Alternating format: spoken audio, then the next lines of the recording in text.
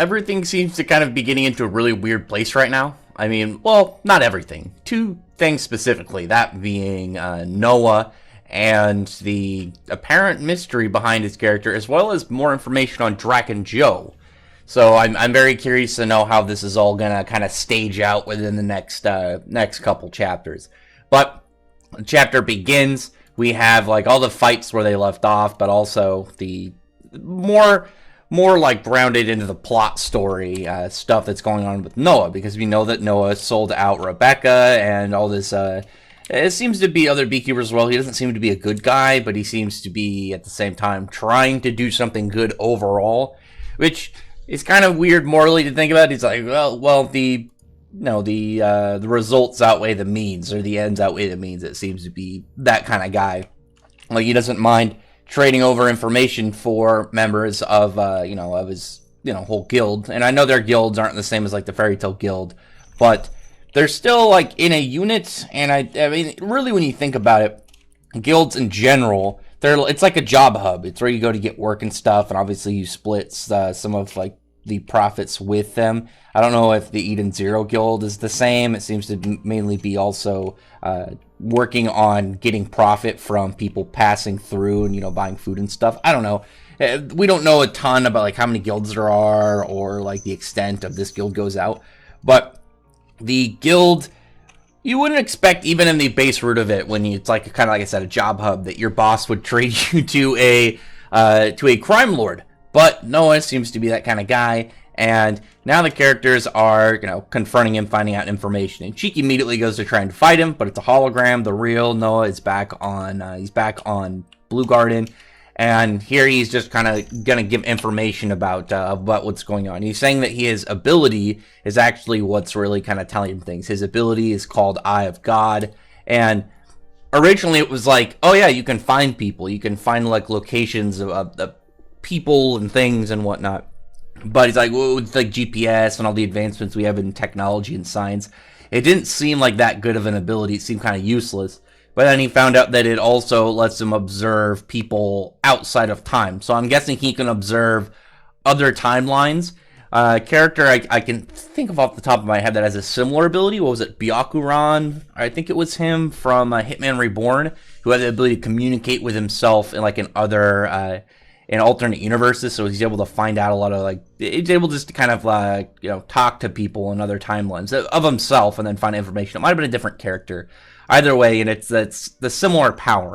But he's able to see like Rebecca's location throughout all these different points in time. And he's saying how the first time he noticed it was about 10 years ago when she should have died in a car accident, but was like her power activated subconsciously. It went all against her will, and ended up saving her. And which is kind of weird to think about, because that means that she would have died with Happy Bod, but well, he was happy at the time. I'm calling him Happy Bod. I don't care. There's only one Happy I know.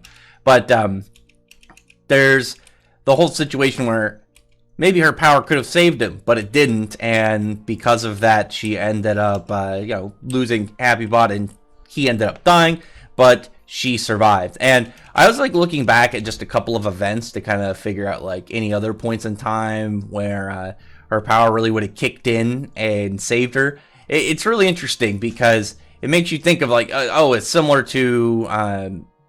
to Vanessa's magic in Black Clover, but here, once they're saved, like she ends up just kind of like hopping seemingly to a different timeline. I don't know if it's time travel or if it's just timeline hopping. I'm pretty sure it's timeline hopping from the way it's described. It seems more like it, so all the other timelines are still existent. But this is time number 30, as they're like noting. So everything that's going on right now, actually looking at it, yeah, some of the stuff going back, and it's not that surprising that she managed to live with some of these. And I'm very intrigued to see like where this goes in full length, because all the time travel stuff, it's really intriguing. And time travel's always been like a thing with Hiro Mishima, but it's never been as much of the emphasis.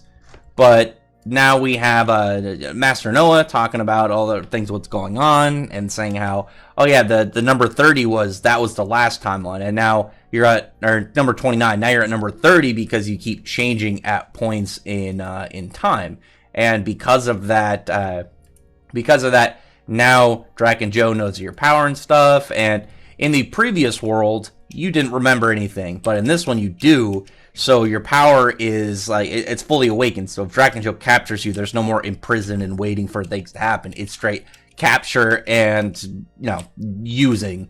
And then at that point, Draken Joe will win. So this is there's no real way to get out of it if they lose, because she's not going to have the ability to learn how to time travel like she did before, but also she's not going to probably have the opportunity to really do it in the first place, because she doesn't really know how to use it now.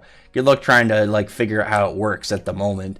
But now when you're looking at, like, what's going on, and it's like, what reason does Noah have what's going on? But he's, like, saying how this is really going to be linked to the world of where Draken Joe loses and how they defeat him, because he seems to be after Draken Joe in the first place. He actually seems to be against him. I'm curious to know what reason.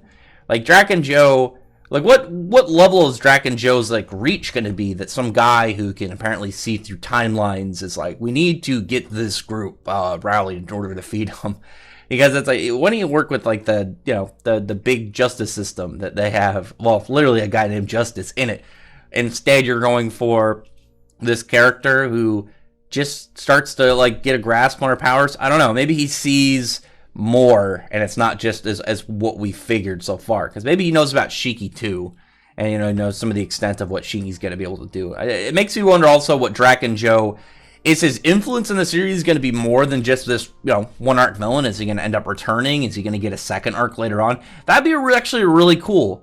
Because when you think about it, not a lot of villains in Shonen, especially, they don't generally get, like, a second big arc where it's like a return and then, you know, they got to get the revenge stuff. That seems more like a Saturday morning kind of cartoon stuff, just because generally the writers want to, you know, get new characters in. But I think it'd be really cool to set up a character now, have him defeat, and then come back later. And it's not like an ally, but he's an enemy still. But it's an enemy after everything, you know, that they've boosted up and, you know, got more powerful. And it's not like a something like Zarafrak and Loki and Fairy Tail, where they were partially in the series, but I mean like a full arc, and then they get a second full arc, and maybe, you know, then it's like, oh yeah, I've learned certain things from the last encounter, blah blah blah. I don't know. I'm trying to think off the top, at least off the top of my head. I'm sure some people can name a couple characters and stuff, couple series where that happens, but just thinking off the top of my head, I can't recall anywhere, you know, a character gets two full arcs where they're the main villain. I don't know. Either way, now you get back to all the characters fighting the Element 4. You got the 4 shining stars. The ones out of them, it's why I use this panel. I'm most interested in Hermit's fight, because I think that hers is going to be really, really just interesting to watch. But also, I think her power is going to be the most interesting to see used in combat, because we got Witch. She can manipulate the ether in the air, you know, turn it into specific elements, as we've seen. You have Homura, who's their swordswoman, who is really badass. I really like her new design. I like the part where she's, like, using her sword stance and her style and cutting up the wind. I thought that was really sick, and she just looks great in her battle dress. And Sister Ivory, I'm guessing she's going to focus way more on just, like, close combat, and obviously she's a healer, so she could probably heal herself mid-fight and keep going, you know, just keep focusing on melee combat. But Hermit, not only Hermit, but also Fi, I like his, because he's gonna, or his style, because he's gonna obviously have this cool marksman. He's got all these guns, and we don't even know what his ether gear does yet, but we're gonna hopefully see, like, a couple cool shots. Maybe he's can, like, redirect bullets after shooting them and change their trajectory, or maybe, like, combine guns together, you know, something super badass. Maybe he can, you know, manipulate the explosions when the bullets go off to make them go faster or go slower or something. I don't know. Whereas Hermit's style, I like what she did in this chapter, because in the previous one, she goes up, she hacks the gun and makes it kind of just, like, disassemble itself. And in this one, you have like, Fi just, like, I was like, oh, what if one of our drones doing here? And then, you know, it starts shooting at Fi. He's like, oh shit, you know, you hacked our drone. And I just really like the idea of her almost stationary most of the fight, and then just, you know, calling all these crazy machines, maybe manipulating them, manipulating the environment. Because when you think about, like, what is it called? What a technopath I think she's more of like a supercomputer hacker, but you know what I mean? Somebody who manipulates technology, kind of like with Wise. You think in general, just like, pop them out in the normal day. Oh yeah, you got machines all around you. You got cameras and stuff, and you got certain cars and phones and whatever. But in these like super high-tech sci-fi world, everything's really a machine. Like pretty much everything seems to be mechanical and electrical at some point. So she's probably going to be able to have like a really big field day with this guy. And out of them, I think it's really been obvious, at least out of the four, the two of them that got the higher story priority, because you got Sylph, who's the sister of Jin, which I wonder where Jin is. He's probably going to get confronted in a little bit. But the other one is Laguna, who doesn't seem like too up for Drac and Joe's cruelty and seems more fearful of him than loyal. So I'm guessing that those two will, they'll be more in the story later, whereas I think Daichi and Fi are going to get, they'll probably get, left, and then we probably won't see him much after this arc. Maybe we'll get a cameo or two, I don't know. But less than the other two of importance. After that point, you just get explanation, you get explanations, more of what's going on. I did like the part where Daichi bent up his 60-day torture coin, and then here comes in Sister Ivory, who's got her 10-year one, and now she's ready she's ready to unleash 10 years of wanting to torture someone. And I can see like her style, because we know obviously she's like into some BDSM stuff, but the way she's going to imply that into combat, I actually would really like to see. There's a character in Fairy Tail. He had this ability where he could like manipulate torture items and use them in various degrees, and he could straight manipulate them. It'd be really cool to see that integrated into what's going on right now, because generally when Hiroshima has this thing where he'll use like an older power and then utilizing it to actually be of use to like a bigger character. And one that we've seen, obviously, I think the easiest one just to kind of reference, actually two, because there was one of Dory's men in Wraithmaster. He had the giant power that Makarov has. Not as big, but also Crash Cookie had pretty much the crash that Guildarts have. And I think it's just really cool, because it's rough when you get like a power you really like, and then you see the character, and it's like, damn, they're gone already. They got like 2 chapters, and that was like my favorite power in the whole series. Then it's like, oh cool, the next one, you might actually see one that's more valuable, one that's going to have a lot more presence in the story. What was the guy's name? I'm trying to think of. Gomon, I think his name was, the torture dude. Yeah, it's silly dude. Kind of, he looked kind of like a Japanese Zeref cosplayer. But as it were, at the end of the chapter, there's like this part where obviously Shiki doesn't like Noah because Noah betrayed Rebecca and sold her out. And I'm looking at the symbol on his back, and I'm pretty sure that's a Fairy Tail symbol, like upgraded. But it kind of looks like, what is it, Harpuia, I think what it was called. I'd have to look it up. But that's gonna bother me. It's some super small, non-relevant symbol. But at the end of it, he's like talking to him, and he's like, is there a problem with that? Because you haven't really learned like the length of terror that Drac and Joe can bring. And the next chapter, titled Hermit versus Fi, which makes me happy because I get the one that I want the most out of the way. So I'm pretty stoked to see that one next.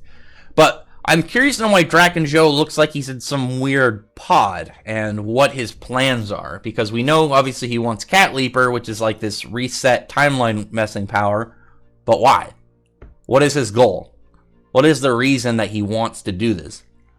What reason is he trying to do this? Maybe there's like a point in his life that he wants to undo, and if he gets Cat Leaper, he can do it and then maybe refix his life. It might have something to do with like why he's obsessed with money, why he doesn't value friends or comrades at all, and he doesn't even like, oh yeah, I don't like him. It's like, oh, the concept that he doesn't really go for. But other than that, comment below. Tell me your thoughts are about this chapter. Really hyped to see the Hermit versus Fi fight next chapter. I really want to see what exactly like her extent is, because not only is she just fighting, but she's also in her battle dress. That's something to really note. Because I was thinking about that when Homura was going up against Sylph. I'm like, didn't she already fight her and lost? It's not even like she's got the experience, the knowledge of what she does to like have a rematch. But it's like, oh no, she's got the Valkyrie or the battle dress, so she's going to be more powerful than she is prior. But other than that, yeah, comment below, thumbs up the video, press the like button, subscribe button, and check out my other videos. But other than that, I appreciate everyone who's already subscribed, and I thank you all for listening.